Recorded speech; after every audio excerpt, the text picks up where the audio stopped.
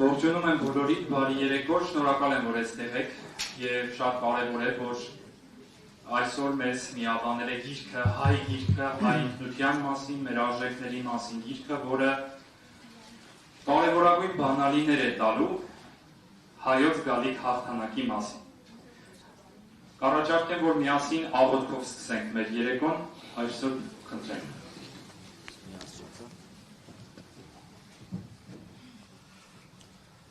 Օրհնյալ Տեր մեր Հիսուս Քրիստոս ամեն, Հայր մեր, որ ետինս ես, Սուրբ Եղիցի անուն քո, եկես թե արքայություն քո, եղիցին կամք քո,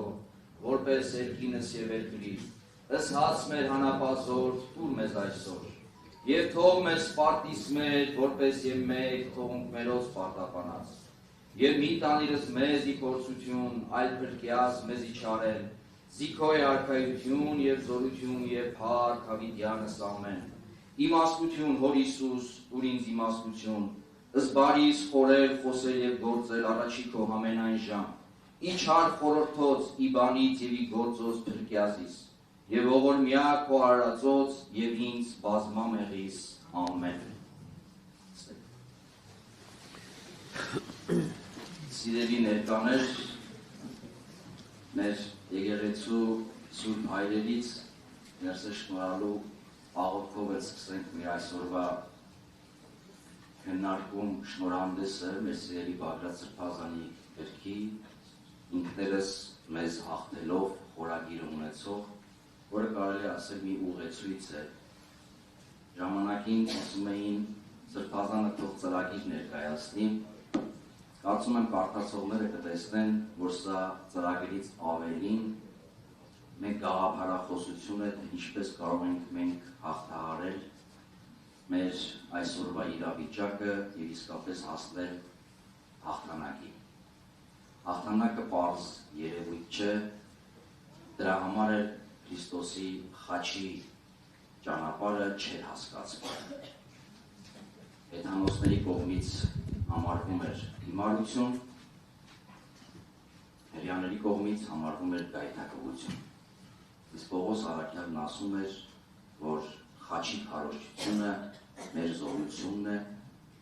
որովհետև առանց խաչի ճանապարհի անհնար է հասնել հարութենական հաղթանակի։ Ինձ համար մեծ պատիվ է այսօր այստեղ գտնվել, նաև բացման խոսք ասել, ինչու եմ սա ասում, որովհետև մենք որպես կրտսեր հոգևորականներ,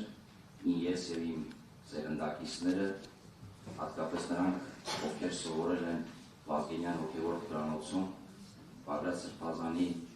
տեսչության շրջանում, մենք ձևավորվել ենք այս գաղափարներով։ Իհարկե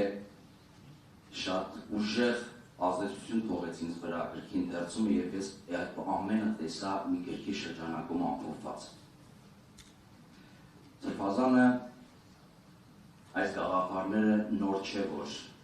տարածում է եւ թարգ Աստծո, որ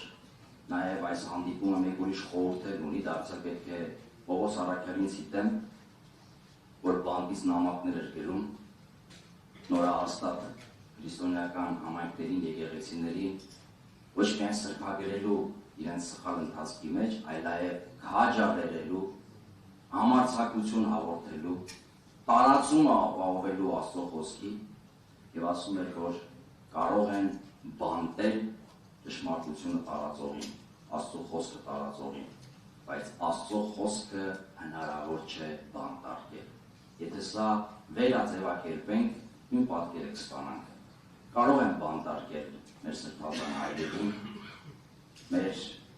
մտածողներին, իրենց հետևից ճշմարտության, արդարության եւ սիրո ճանապարհով տանող մեր այսօրվա քաղաքական, հասարակական, մշակութային գործիչներին,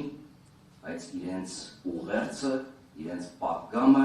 իրենց ոգին չեն կարող բանտարկել։ Եվ այսօրվա հանդիպումը դրա լավագույն վկայությունն է։ Բարի քննարկում մեզ ամենից։